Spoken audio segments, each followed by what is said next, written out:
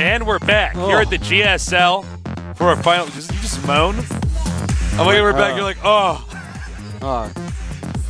No, man, I'm actually very excited because we're going to see, can Huck be the first Protoss into the round of 16? God, I hope so. So much. So much. The Terrans are taking over Artosis, but somebody has to stop them. Well, can Huck do it? I was trying to think of something really epically funny. Like, several jokes ran through my head. I couldn't find a good one. Sorry. No, it's all right. Well, here we go. Huck against Virus. Oh, actually, I think Huck needs to go to the restroom. I just read that. I'm not entirely sure. So we might have a very brief delay. The map will be Belshire Beach.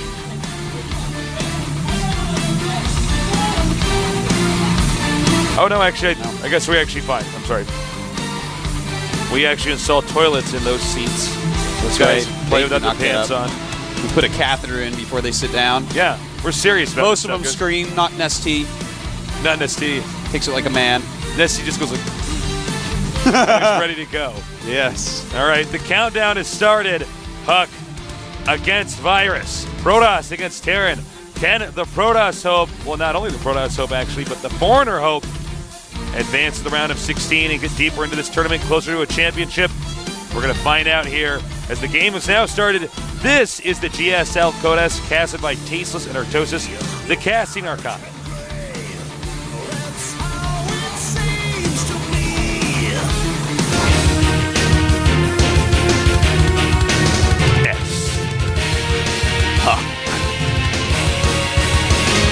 Virus. We're cheesy, man. We're hokey people. Okay, in the upper left, we have from the team Evil Geniuses. He is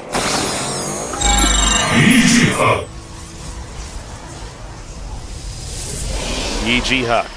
Here for revenge. I think he can do it. That was a very close game in the previous game. No, his opponent. I'm with him, man. This guy is so sick. Because his name is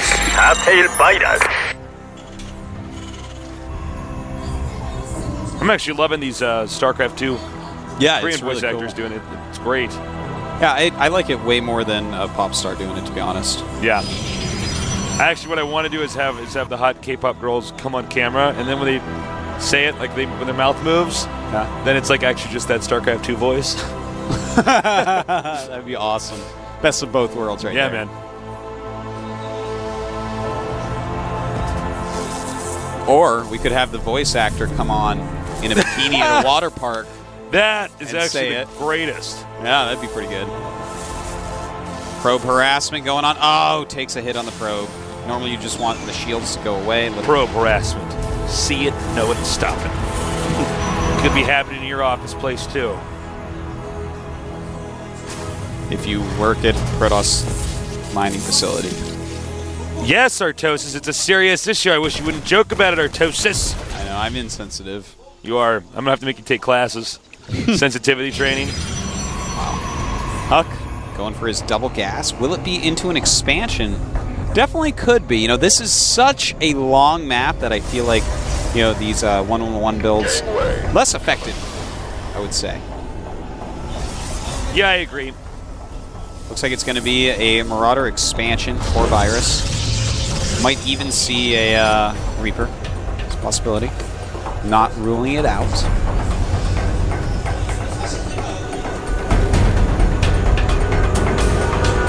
Okay. So, Marauders on the way here. And down goes the command center. So Virus is just going to play completely different. Yeah. And this is a great build. Oh, yeah, it's really good. I mean, it's a good scary, strategy. actually. He's safe. He's good. I don't see any... I don't think we're going to see Stargate, rather. Nope. Oh. Wait, well, you thought about it. It looks like he was... I think he may have spent a mineral, too many minerals on a probe, and he just went right below 150 minerals. But it looked like Huck wanted to do a DT rush, perhaps. Oh, he just missed that SCB. Oh, wow. Oh, no. Is he going to get in there? Huck is... what is he going to do? Adding a couple gates. What? So maybe just a 3-gate into expansion. Very, very of course, safe some pressure. build. Yeah. No, it's one of the best builds for sure. Oh, my God. If the you SCB's know, in. Yep.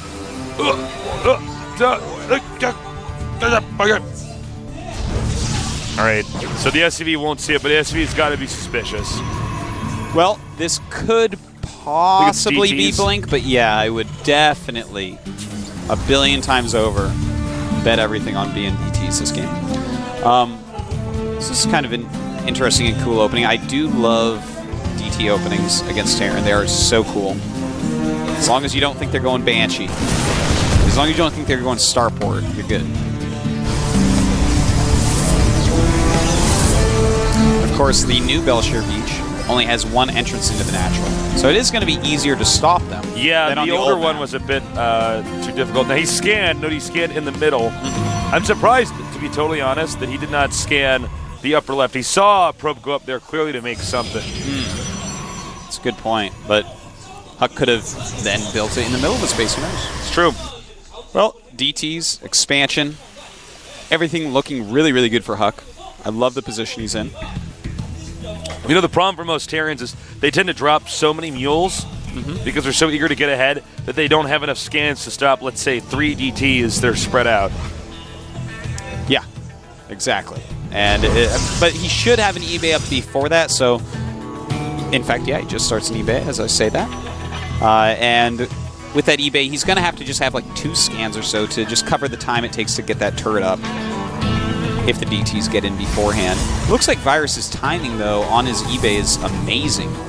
Looks like he is actually going to have it in time. You know, I don't really go DTs very much against Terran because one of the problems is if they have the turret up, I'm just like, oh, Most Terrans okay. have that built in, that timing for the turret. And then, you know, the problem is then I'm just sitting there like, okay, well, I guess this entire strategy is I either go not gonna work. uber fast DT. Uba. Yeah. Yeah. Yes, TLO. I either do that or DT drop, because DT drop always works. It's just to what degree. Oh my God! Look at the timing of this. Oh my God! This is actually literally timed out to exactly the moment that the Dark Templar would get to the front door. That is how good Virus is. Yeah, that very interesting, because he's told his probe to actually build the Twilight Council. Yeah. And then told it not to, and then waited a little bit to build it. If he had gone with that timing, he would have had it before the turrets. But the SCV got in there and scattered around, so he knew that it could go later. So we can't say that he would not have seen it. So a lot of cool little nuances going on. Well, you know, here's the raw numbers, guys. It's almost 80 supply for Virus. It's about 50, almost 60 supply here for Huck. And he's actually doing this very dangerously. He has only 1 scan left. If Huck had well spread out DTs, he would have already had to turn around with a lot of damage. Right. 1 more scan remains. Nope. There we go. And is he just going to go for it? He does have stim. He does have concussive shells. And, well, Huck, will he be able to actually hold this off? He's taking a lot of damage. A lot of damage being done, but that DT is going to be worth its weight in gold, Tasteless. But you know what? I think he's going to end up having at least 1 more scan in time. Oh, no. Actually, he has no scan right this second. So the DT doing a lot of damage, but good micro right now. And, you know, even though the DT has saved Huck, Huck has lost a lot of very important units. Yeah, he's down on sentries, stalkers. It's also gas heavy. Oh, he's not stuffing. I don't think Huck can hold this. Huck needs to actually continue to make DTs, which is sad because, I mean, oh man, okay. Now he won't have any more for a little bit. Yeah, he won't have scans anymore for a little bit, so Huck really does need another DT. Finally, charge is done, but good micro by Virus, and his supply is just so superior at the moment. All right, Zealots are coming out now. Oh, man. Huck is barely holding on right now. Here comes the DT. I think there will be another scan, though. Not quite yet. Not quite yet? All right, keep an eye on those scanners for me. Yep. Huck actually knows the timing at this point of the scans of the Terran, because you could see him waiting for it and then doing it and then having another one. And it's like, okay, I know basically where your command centers are at. So his DTs will save him for a bit. But I that mean, was a close hold there. The damage has been done, though. 22 supply lead for Virus. He's got... Oh, reactor starport is up, Tasteless. He's going on barracks number... Well, he's got barracks number 5 up. He's getting ghosts. This is just really, really hard for Huck. He does not have a good base of units at all. He has just a handful of charge lots. He has a couple sentries without much energy, a couple stalkers. You know, it's funny because I actually really expected that he was just going to get a starport and get a Raven and keep pushing. But I guess that would be like the coolest thing to do. Yeah. That would be like... Oh, will Huck see it? He does, he knows. Knowing his half the battle, he should be in position to stop it. All right, is he going to be ready? Yep. The other question is, where exactly will he drop? Stalker's trying to get into position here. And yeah, he's going to be able to hold that easily. Target the medevac! Target the medevac! And Virus gets out without taking too much damage at all. And Huck, I like what Huck's about to do. I think he's about to take another expansion, knowing that he needs to do something here, because Virus has just such a solid lead right now. His army is just going to be better for a long time. Huck getting his forge, getting his blink. I love the factory in the middle of the map. Yeah, that's really here. Cute. It's really smart. He has the factory point right in the center, and he's also controlling both the Zelnaga watchtowers. That just goes to show you what the positioning right now is. Well, some DTs still out right now. Ghosts are out as well. Of course, EMPs do decloak things, but the radius of an EMP makes it hard to hit a DT. Gotta be very careful if you want to detect like that. As far as scans go, he doesn't quite have one. Virus still 20 supply ahead. Not enough stalkers, I think, here for Huck. Does get the scan. Another orbital is about to finish, so he's going to have 2 scans saved up. So I have to use one right here. Nice. Go for that ghost. Yeah. If you can actually snipe a ghost, it's amazing. And, oh, no. Huck just right with the DT. Trying to blink away, losing a couple stalkers. Has a good number of zealots, but no upgrades yet. Ooh, missed the force field. 1-1 upgrades for our Terran, 0-0-0 for Huck. Oh, he at least needs that armor upgrade so the zealots can tank as much damage as possible. Yeah, he is getting through it as quickly as he can. And at this point in time, unless Huck actually non-stop chrono boosts his forge, I don't think he's ever going to catch up in upgrades. Well, Virus going to take his third base. Has got a turret there to stop DT harassment. It's kind of a stressful game, Faceless, I have to say. I know, it's a Huck nail like biter right now. Yeah, Huck's always on the brink of losing too many units in the game. You got to give Huck credit, he's barely hanging on right now. I love his constant DTs, by the way. Yeah. It's absolutely awesome. Until his opponent gets a Raven, he should continue to do so. And he does continue to do so. Well, they both have their third up. Huck at 126, or Terran, Virus at 156. So he's 30 down in supply, but it's not as bad as it used to be. The 20 earlier on was more powerful than the 30 right this second. Yeah. Which is, it sounds funny and weird, but it is slightly true.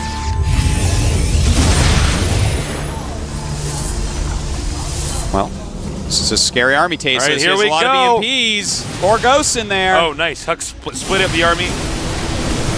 And if he's going to force field, well, it's too late. Nice flank by Huck. Look at that. That's what we call a zealot donut. Unfortunately, Virus likes to eat the center first. Oh my God. That was like the sickest flank you could get. That was like the best flank you could ever have in the game. Like, it just wasn't enough units, too many EMPs to it. Yeah, upgrades by Virus. Upgrades are a huge factor, and that's going to be a GG. Another Terran moves on in the round of 16. That is correct. But, you know what? Huck will stay in Code S. He's not going up and down. Yeah. So that's good.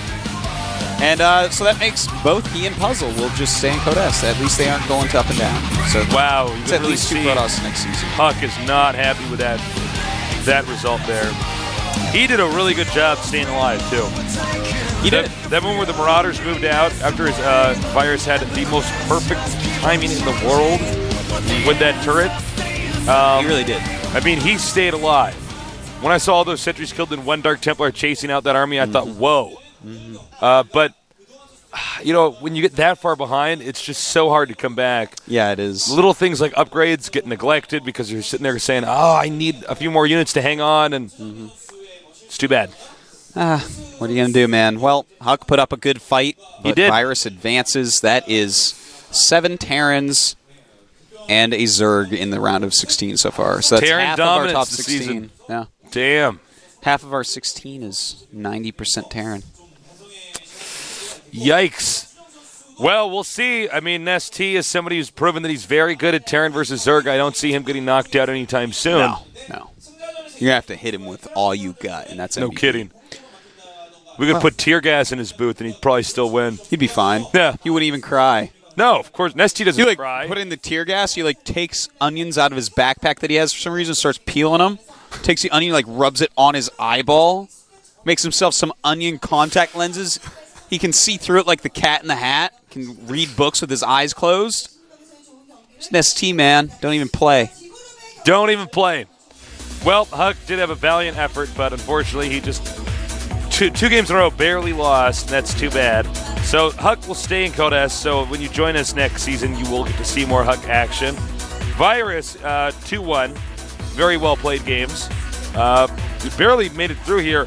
ASD actually dominated in Xenio with some pretty damn disappointing results. Yeah.